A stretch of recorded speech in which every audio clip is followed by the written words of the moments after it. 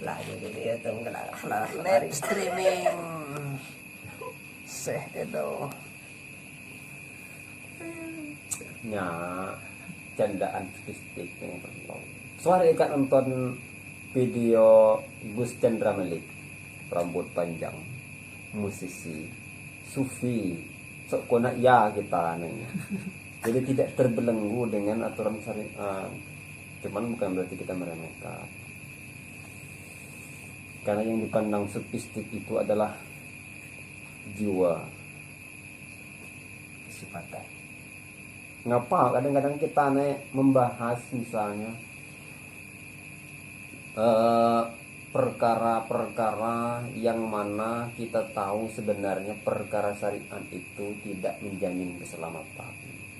Lantas kenapa kita mesti harus ngotot? Akhirnya, ki benji ki adek dapat duit lah tang nih jurus adek dapat duit tapi ki mawar nang jikial haji kan. Ya maksudnya kan. Artinya jangan dipaksakan penekanan jiwa dan raga kita itu untuk mendapatkan hal-hal atau berharaplah untuk hal-hal yang bukan menjadi hak kita. Silakanlah beribadah, ya kan? Cuman jangan terlalu memaksa. Artinya kadang-kadang kita nih kan pemikiran kita nih kan lah banyak melenceng. Kita misal kita tahu bahwa keselamatan itu adalah semata-mata rahman Allah, apalagi surga kan.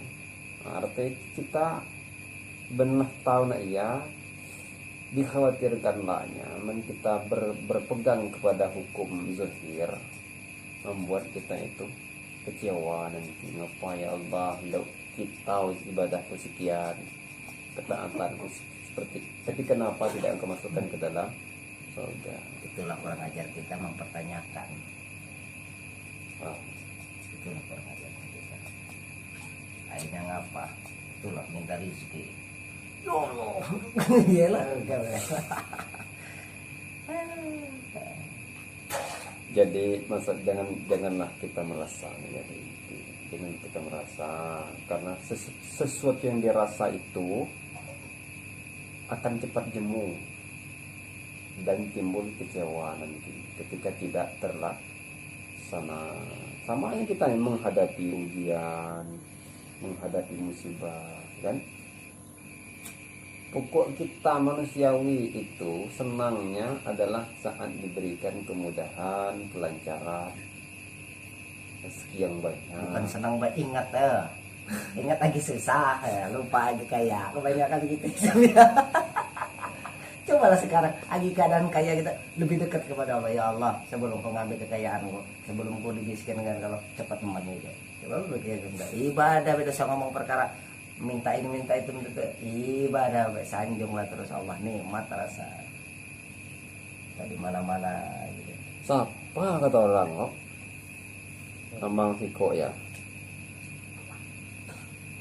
Emang rekam Siko ya. Masya Allah. Semoga deh. Itulah kita berbeda. Kalau tidak makanya awal cinta itu cinta ini beda jalur. Beda gimana ya? Kalau tidak pemahaman tingginya ini kita buat. Makanya kembali kebanyakan para ulama itu fikih, belajar dari fikih. Yang kebanyakan kita itu ininya dimuliakan Tapi kan syariat Rasulullah syariat tata cara itu tetap. Tapi Rasulullah menuntun kita kepada siapa? ya lah. Menuju Allah kan?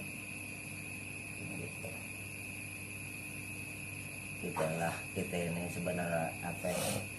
Kalau kita sama-sama muslim paling ngebaikin kita menambah tata cara menghadap Allah agar beradab. Kalau dakwah kan berbeda. Kata tukul ya, pertinggi ini.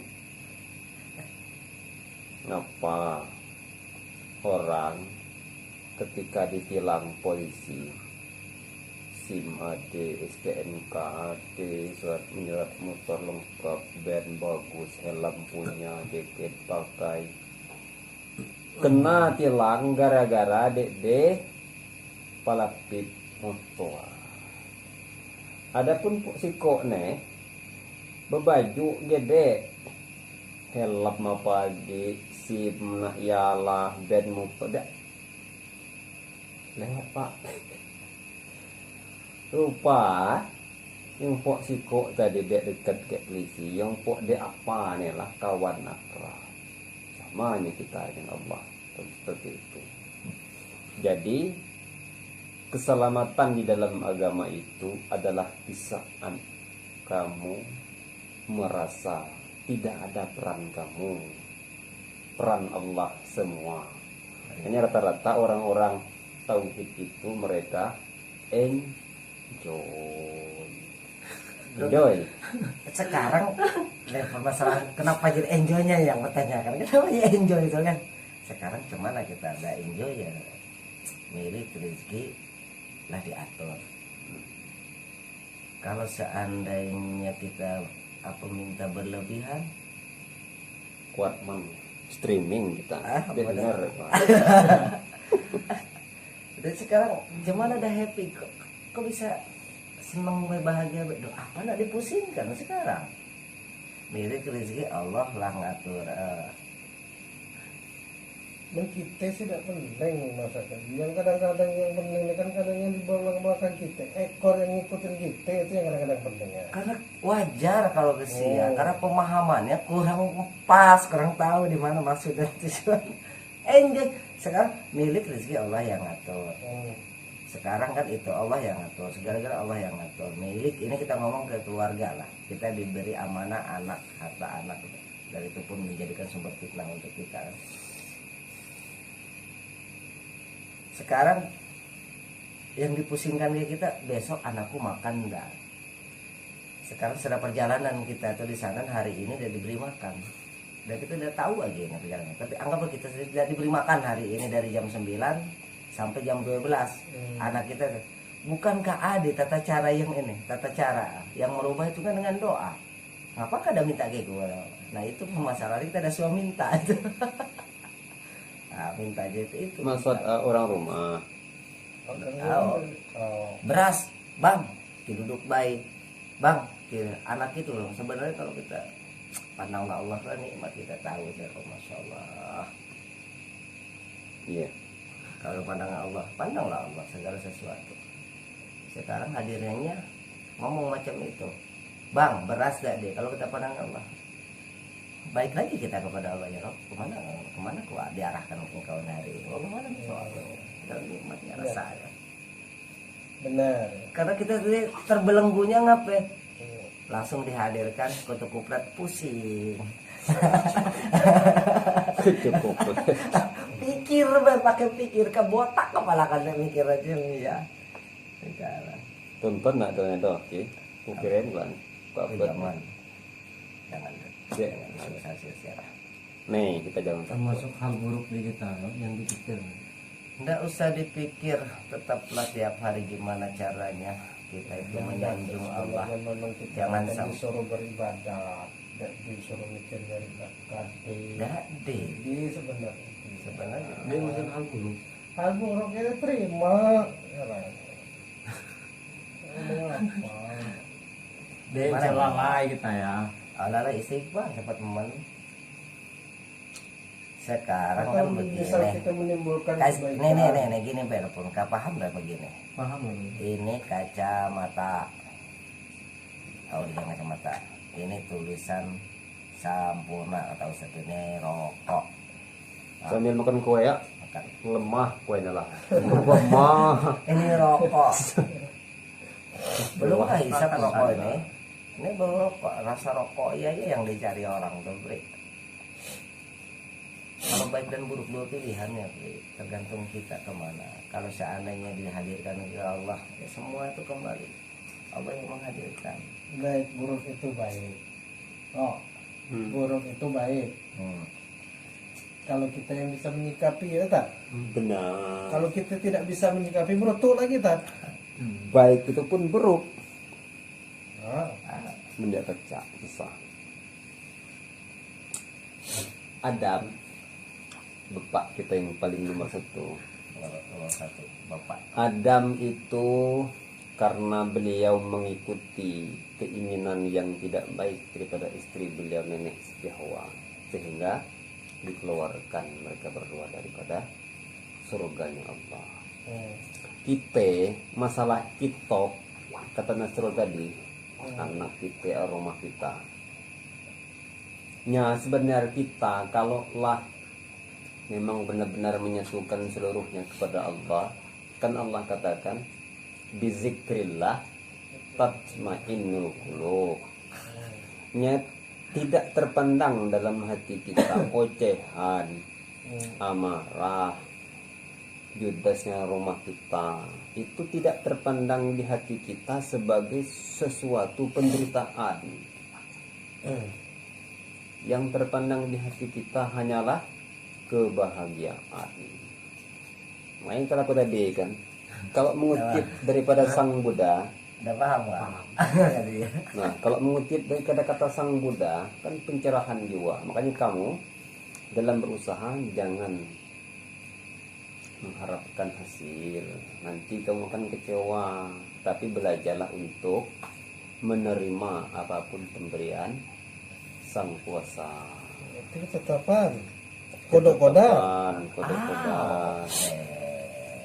Jadi maksudnya kita Pada saat dia kodok-kodok kita itu untuk memasukkan Allah memasukkan ke neraka, tetap neraka kan? tetap nyakan takdir Allah yang sebenarnya tidak pacaran. Yalah kataku tadi kan, kita itu pagi sok kini bede ada rezeki ya, dosa kini kita nih kan ngotot sepatawade. Jadi Mengenalkan diri kita sendiri. memang di sisi lain kita nih kan disuruh untuk bersyariat seperti memegang bara api, biarpun panas pegang. Tapi di sisi lain yang sampai lah dia terpulang lagi, kita nih pernah jauh mengharapkan hasil, rata-rata ketika tidak berhasil Kecewa. timbullah kecewa. Artinya apa kecewa? Kita belum tercerahkan. Sebenarnya kita nak malu kayak batu karang, kayak laut, ya kan? No? Ikan. Kita nak malu. Ngapa malu? Misalnya karang tiap hari didera ombak. Nah iyalah nyadek berupa ikan setiap hari di air asin, tetapi tidak masin. Nah seharusnya kita sebagai makhluk yang sempurna, laqad khalaqnal insana fi ahsani taqwim, nak malu sebenarnya.